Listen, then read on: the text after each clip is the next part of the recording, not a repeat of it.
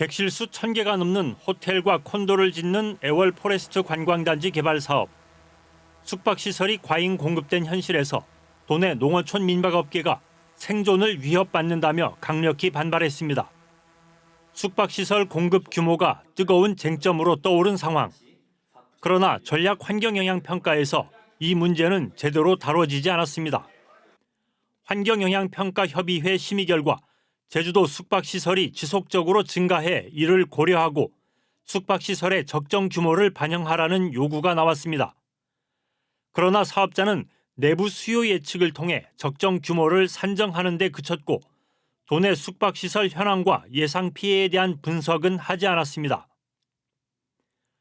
환경부가 펴낸 전략환경영향평가 업무 매뉴얼에도 개발 계획의 적정성을 평가하기 위해 지역 내 관광개발 현황을 분석하고 문제점을 반영하고 있는지, 주변에 유사한 개발 사업이 있는지를 검토하도록 하고 있습니다. 그러나 애월 포레스트 관광단지 인근에 이미 사업 승인을 받은 애월 국제문화복합단지와 열해당 리조트, 프로젝트 에코 관광단지에 대한 분석은 빠져 있습니다. 이곳에서 공급할 객실 수만 700개가 넘습니다.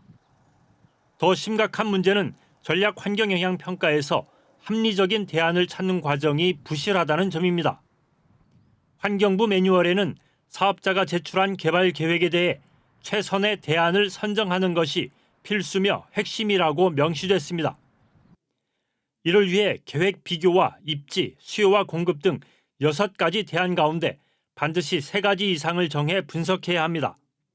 그런데 애월 포레스트 사업자가 선정한 대안은 계획 비교와 입지, 시기와 순서 등 3가지로 가장 쟁점이 되는 수요와 공급은 빠졌습니다.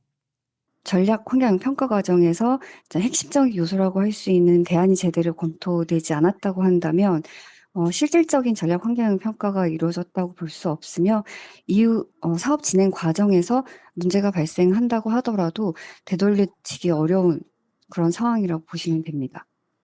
환경영향평가협의회에서도 객실 수를 1,000개 대신 500개로 줄인다든지 공급 규모를 축소하는 대안을 요구할 수 있었지만 이루어지지 않았습니다.